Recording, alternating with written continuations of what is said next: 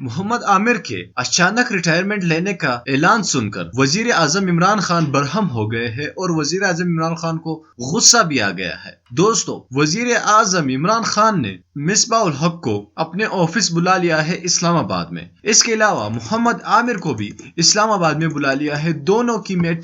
تینوں کی میٹنگ ایک دن ہوگی اور اس میں کیا طے پائے گا اور کیا محمد عامر ریٹائرمنٹ واپس لیں گے یا نہیں، آگے چل کر ہم آپ کو اس ویڈیو میں ڈیٹیل سے بتائیں گے۔ لیکن آپ سے گزارش کروں گا کہ اس ویڈیو کو لازمی لائک کیجیے اگر آپ چاہتے ہیں کہ محمد عامر اپنی ریٹائرمنٹ واپس لے لے، ریٹائرمنٹ کا اعلان واپس لے لے، تو نیچے کامنٹ باکس میں لازمی بتا دیجیے۔ اس چینل کو لازمی سبسکرائب کیجیے گا۔ دوستو، مصباح کی نااہلی کی وجہ سے محمد عامر جیسا ہیرا پاکستان سے جدا ہو رہا ہے۔ محمد عامر نے کافی ینگ ایج میں ریٹائرمنٹ کا اعلان کر کے سب کو حیران کر دیا۔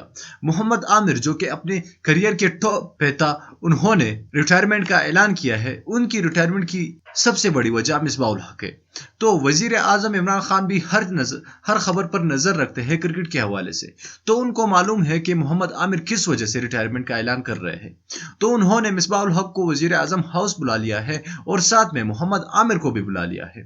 اب آگے چل کر یہ دیکھنا ہوگا کہ وزیر اعظم عمران خان محمد عامر کو واپس پاکستانی ٹیم میں لاتے ہیں یا نہیں۔ تو یہ بات کافی سچ ہے اور 100% سچ ہے کہ محمد عامر وزیر اعظم عمران خان کے کہنے پر واپس پاکستانی ٹیم میں آئیں گے اور مصباح کو خوب چتر لگیں گے وزیر اعظم عمران خان کے آفس میں، ان کو خوب ڈانٹ پڑے گی۔ اگلی بار اگر تم نے محمد عامر کے ساتھ پنگے لینے کی کوشش کی تو تمہیں اپنی نوکری سے ہاتھ دھونا پڑے گا۔